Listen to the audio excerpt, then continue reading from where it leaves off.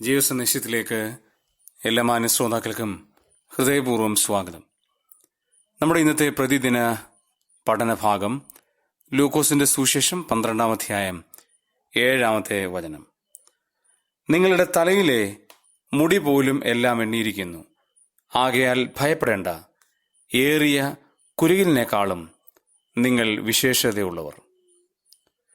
ലൂക്കോസിന്റെ സുവിശേഷം 12-ാം അധ്യായത്തിൽ നമ്മുടെ ഓരോരുത്തരുടെയും മൂല്യം എത്ര വലുതാണെന്നും ദൈവം നമുക്ക് വേണ്ടി കരുതുന്ന കരുതൽ എത്ര ഉന്നതമാണ് എന്നും ദൈവത്തിൻ്റെ ആത്മാവ് രേഖപ്പെടുത്തിയിരിക്കുകയാണ്. മുമ്പേ ദൈവത്തിൻ്റെ രാജ്യവും നീതിയും അന്വേഷിച്ചാൽ ലഭിക്കുന്ന അനുഗ്രഹങ്ങളുടെ ഒരു കലവറയും ഈ അധ്യായത്തിൽ ദൈവത്തിൻ്റെ പരിശുദ്ധാത്മാവ് വിവരിച്ചിട്ടുണ്ട്.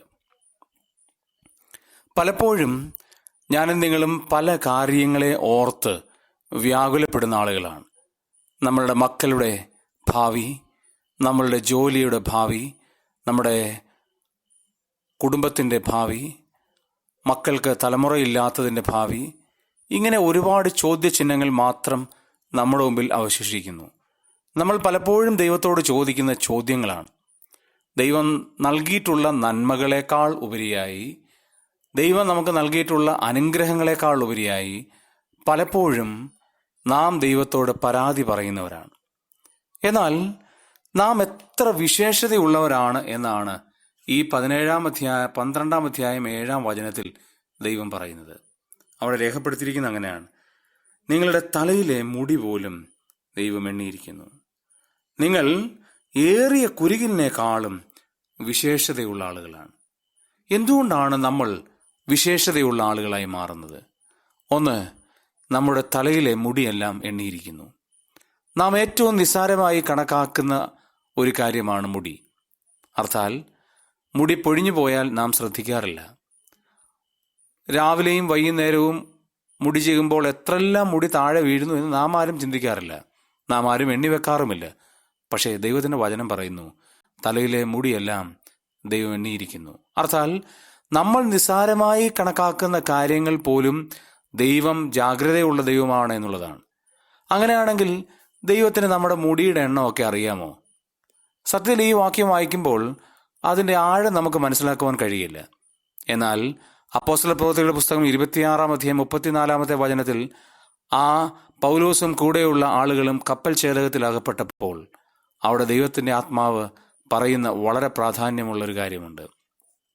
തലയിലെ രോമം പോലും പൊഴിഞ്ഞു പോകാതെ വണ്ണം സ്വർഗത്തിലെ ദൈവം അവരെ കാത്തു എന്ന് പറയുന്നതാണ് ഏറ്റവും അന്വർത്ഥമായിരിക്കുന്ന അനുഗ്രഹമായിരിക്കുന്ന കാര്യം. അങ്ങനെയാണെങ്കിൽ ദൈവം എത്രമാത്രം നമുക്ക് വേണ്ടി കരുതുന്നു എന്നുള്ള കാര്യം നാം ഒന്ന് ചിന്തിക്കണം. അപ്പോസ്തല പ്രവൃത്തി 26-ാം അധ്യായം 34-ാം വചനം ഞാൻ ഇങ്ങനെ വായിക്കട്ടെ. അവിടെ ഇങ്ങനെയാണ് രേഖപ്പെടുത്തിയിരിക്കുന്നത്: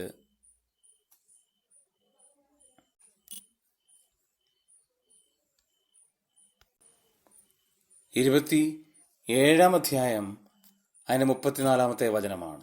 അവിടെ നമ്മൾ വായിക്കുന്നത് ഇങ്ങനെയാണ്: അതുകൊണ്ട് ആഹാരം കഴിക്കണം എന്ന് ഞാൻ നിങ്ങളോട് അപേക്ഷിക്കുന്നു, അത് നിങ്ങളുടെ രക്ഷയ്ക്കുള്ളതല്ലോ.